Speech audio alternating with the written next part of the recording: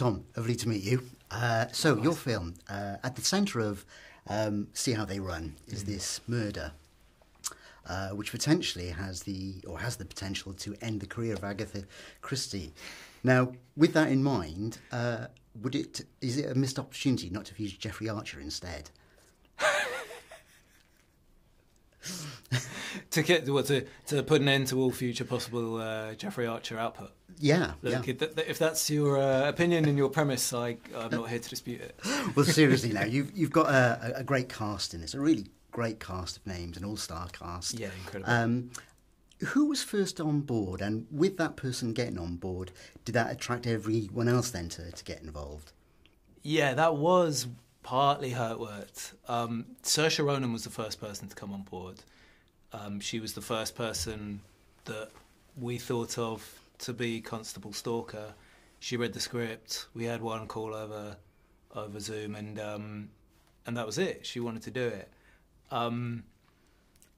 and there was certainly a sense of once we had Saoirse and Sam and David Oyelowo on board.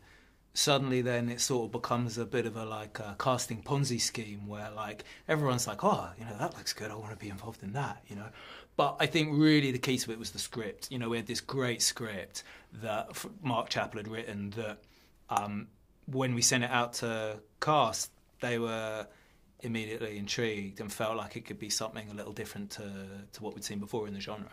Who got the script first?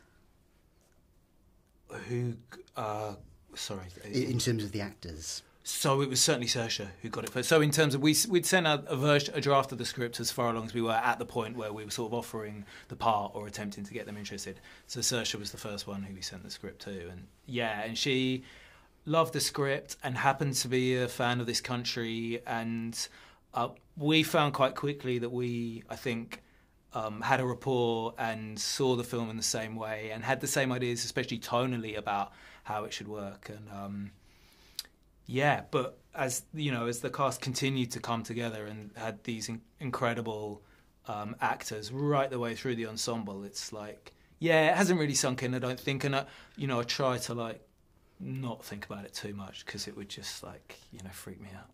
So you say about the script, it's a really good script. It's very layered, isn't it? And there's a lot in there, a lot of double meanings with the lines. And something I picked up on was the characters, the character names. There's more to the character names than, or it's a clever play on names. I'm just wondering, from your point of view, there are Easter eggs throughout this film. Yeah. Is there a favourite one of yours and ones that you would like audience to look out for? Ooh, okay. Well, I mean, the more obvious ones, as you sort of identified, are the Detective Stoppard is a nod to Tom Stoppard and Inspector Calls, which shows that we were sort of reaching beyond the sort of immediate realm of the Christie murder mystery, I suppose. There's one that I didn't even realise was an Easter egg until the day before we were going to shoot it, or quite how much of an Easter egg it was, which is Mervyn says this peculiar line on stage when he first meets the detectives, David Oyelowo's character. He says, is that the idea? Let the galled jade wince. Gather all the suspects under one roof and interrogate each of us in turn till the mystery is solved. Now, let the galled jade wince is a quote from Hamlet, and I was like, okay, what part of Mark had told me that, I knew that, So I looked up where it came from, and what it comes from is the play within the play in Hamlet, which is called The Mousetrap.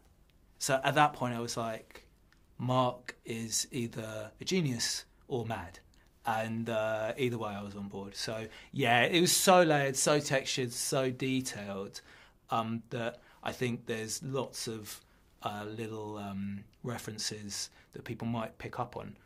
But I think that can only be the icing on the cake. It was really important that, first and foremost, it had to be a great character-driven story in the first instance. And then finally, you've worked with Charlie Cooper quite extensively in the past. Too many times.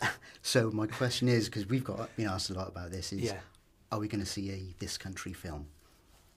You've been asked that a lot, have you? Yeah. No one asked me that. I don't know if we'll see a This Country film. I wouldn't have thought so. We were very happy to go out on our own terms and to finish that series after 3 incredible series together, and to get out with it still hopefully being good with quality control still sort of in the right place. And we always loved the great sitcoms that knew when it was time to round off the story and I guess leave the audience hoping for more, maybe. And I think in all likelihood we'll leave it where it is. Tom, thank you very much.